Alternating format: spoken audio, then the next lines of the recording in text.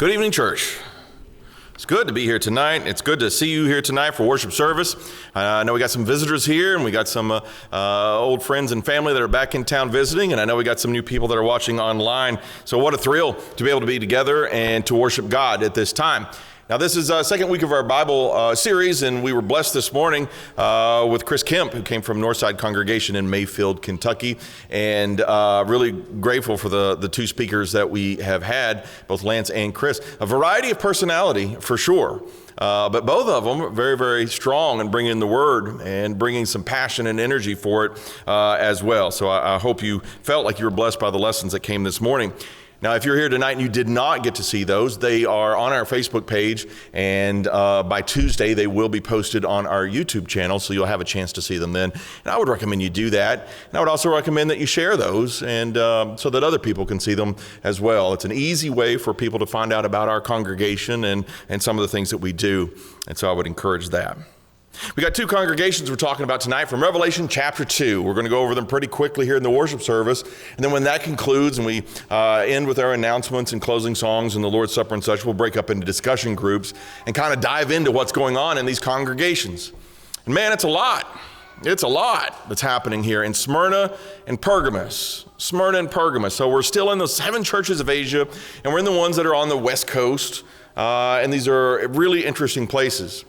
Both are beset by conflict, and they're coming at it from 2 different ways. One has external conflict that's hitting them pretty hard, and the other has, it seems, a great deal of internal conflict that is hitting them pretty hard.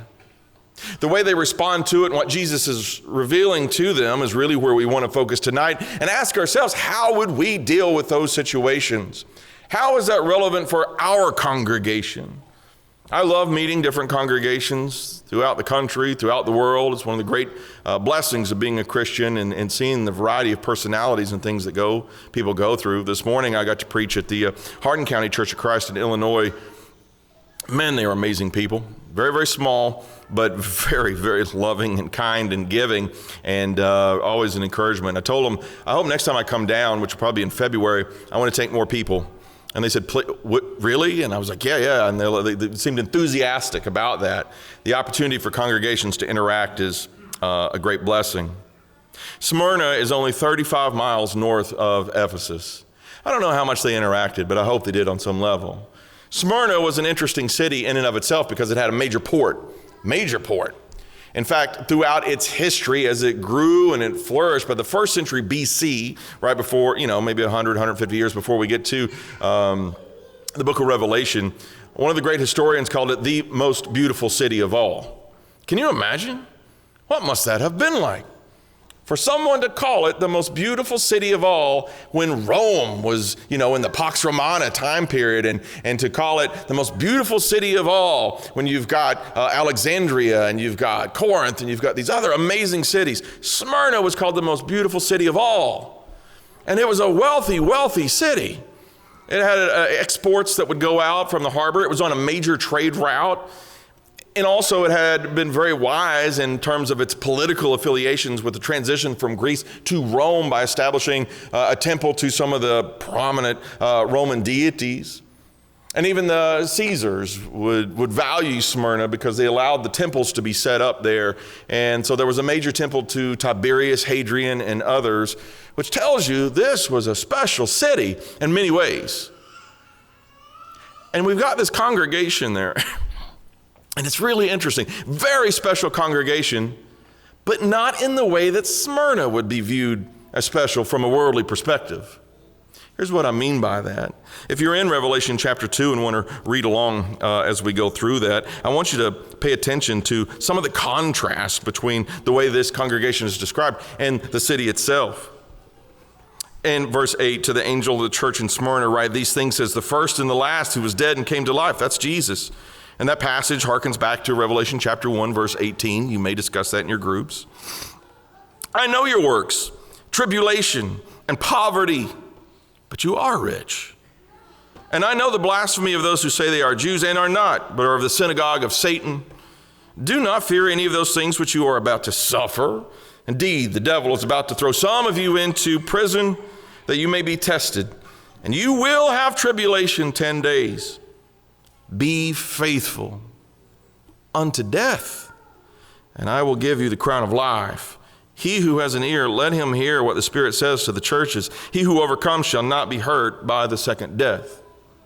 In the midst of a city of incredible wealth and beauty, this congregation is noted from a worldly standard of being impoverished. Impoverished. How does that make sense? Well, if you don't acknowledge Rome and you don't follow the temple worship, you probably are not allowed to trade in the same way that the other citizens are. You would be cast off. How amazing. How amazing that your faith, this external force, would come down on you, not permit you to have an economic bounty, but you choose instead faith. You choose dedication and resilience and leaning upon God. And because of that, Jesus proclaims that you are actually the wealthy people with what matters most. Chris said it really well this morning. Your faith, your grace, your mercy, those things that matter most, that will not pass away. When the world and all its wealth and riches and power and influence passes away, those things will remain true. Those will remain true. It's okay to have wealth and it's okay to have power and influence, but you must absolutely have faith, grace, love, care, mercy. You can't compromise on that. And external forces were begging and calling for them and tempting them to compromise in that regard. And Jesus was acknowledging their dedication and their resilience, their wealth, their abundance of the things that mattered most. What an incredible congregation in a difficult situation. Beautiful city. They were beautiful, but not for the reasons the world would recognize. And Jesus said, it's going to get worse, man. You will be going to prison. You are going to suffer, but don't worry about them. Be faithful unto death, and I will give you the crown of life. Can you imagine Jesus saying that? Stick with me. You stick with me. The victory's already been given, but you stick with me, and you're going to have it. What an amazing congregation. Would you rather be there, even though you know suffering's going to take place, or Pergamos? Now, Pergamos was a different kind of city. It was about 16 miles inland from the coast, but it was a cultural center, and it still had a lot of influence. It was a significant city, some degree of wealth, of course. Big temples would be put up there in dedication to pagan gods such as Zeus, Athena. I believe there was one for Dionysius, and even Asclepius had one there as well. So they had a wealth and a wide scope of pagan worship that was taking place there. Perhaps that's why they are described as a place where the throne of Satan would exist as well. The amount of worldly influence was strong, very, very strong. And because of that, and because of their hearts, there was compromise that took place in that. Oh, to be sure, they had some incredible people in their congregation. One of them is named, and can you imagine, Jesus is naming this guy who would die, Antipas, who would die for his faith and dedication to Jesus. We don't know much more about him, but the fact that Jesus would mouth his name and the Holy Spirit would choose to put it in here show that there was people in the congregation who were so dedicated.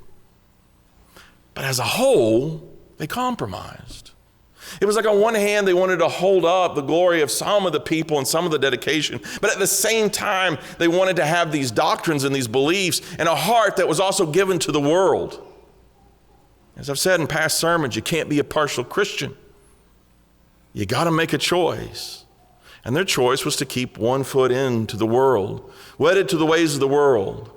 Now, they would describe that with doctrines of the Nicolaitans, or they would describe that very specific sins like the doctrine of Balaam, or even being a stumbling block in some ways, or to eat things which were sacrificed to idols and committing sexual immorality. And they were tolerating these behaviors and saying, it's okay. We've got these really, really great people. We've got this other side that we're willing to compromise on, and that made them, as Chris said this morning, a very unbalanced church. And Jesus is asking for total commitment. Oh, you may have some notoriety in the world, but you've compromised yourself. You may have some great people, but their good works don't cover everyone else's. As a whole, you are responsible for your own salvation. And as individuals, you all make up the congregation and denote the identity of your congregation. Jesus is speaking to them as a congregation, but don't forget, he's speaking to them as individuals and their own personal responsibility to deny those false doctrines, deny those false beliefs, to cast aside the ways of the world and fully commit to him. And he's given them this opportunity to turn away from those things and to do that. Internal conflicts existed for them, and they had compromised. But he's given them this warning, come back. He's given them that love, come back and be a part of what you should be, what he intended for them to be. We'll close out there. It's two different kinds of congregations. You have to think about which one you would prefer to be a part of. Sure, there's turmoil. But man, Smyrna is so impressive as a congregation. Pergamos, you don't give up on them. Jesus was not giving up on them. He was asking them to come back, and maybe there's good things that could take place there as well. Tonight, we want to offer you the invitation as we think about these kind of things and who we are and identity to Jesus. Who are you? Ask yourself that. Are you truly a child of God? Where is your heart in relation to God? You could show up every week. You could fill the pew as many times as the door is open and still not have a heart for God. It could look that way, but are you that in reality? You could do all the good deeds in the service projects. You could be involved in so many different ways, but are you truly in a relationship with God, a right one? We don't want to compromise. We don't want to go through ritual. We're not giving up in appearances.